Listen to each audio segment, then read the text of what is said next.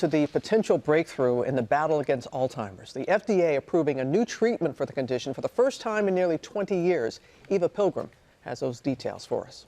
This morning, a historic development in the fight against Alzheimer's. The FDA conditionally approving the first new treatment for the disease in nearly 2 decades. Biogen's aducanumab, which goes by the brand name Aduhelm, is a monthly infusion for patients with early-stage Alzheimer's. Its goal? To slow cognitive decline.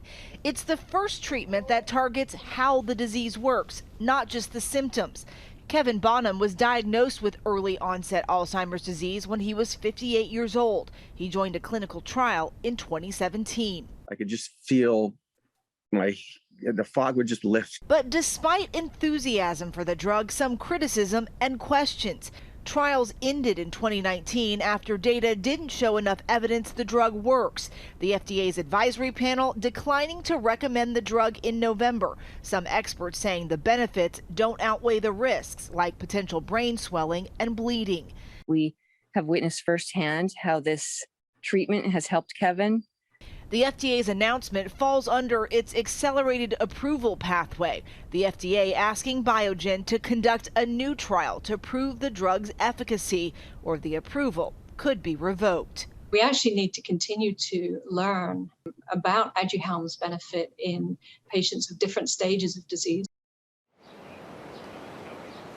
And one of the other criticisms of this drug, the price, it's listed at $56,000 a year. Biogen says they will work with those with insurance companies for a financial assistance program, and they're currently working with Medicare to come up with an affordable option. They hope to have this shipping out to a pharmacy near you in about 2 weeks. Michael? All right. Thank you so much, Eve. And help us understand more, Dr. Jennifer Ashton joins us now. And Doc, tell us more about this drug, what it's supposed to do, and whom it's designed to help. So this is for people who were diagnosed with early Alzheimer's, so mild cognitive impairment. And as we heard in the piece, it is supposed to really target the cause, not the symptoms. Now, the devil is in the details. Patients will need an MRI and then follow-up MRIs regularly. And it is an intravenous administration, so it's given once a month and then monthly thereafter. So not a pill, and obviously requires some in-hospital setting to give the drug. But it doesn't come without some controversy, because the FDA's own independent advisory panel,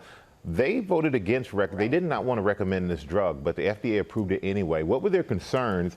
And how rare is it for the FDA to go against their own panel's advice? Well, I think, first of all, the second half of your question is it does happen, and that's why these approvals and authorizations are not a foregone conclusion, but controversy for 2 main reasons. Number one, efficacy. In clinical trials, one did not show any effect, and one showed a very, very marginal effect on an 18-point scale, only a fraction of a point of improvement. And the second is this theory about how it works. That theory about these beta amyloid proteins or plaques is a theory. It is not generally accepted. So again, when you talk about efficacy, that's part of the reason for controversy here. And then safety, when you talk about 40% risk of brain swelling, 17% of people in clinical trials had microscopic hemorrhages.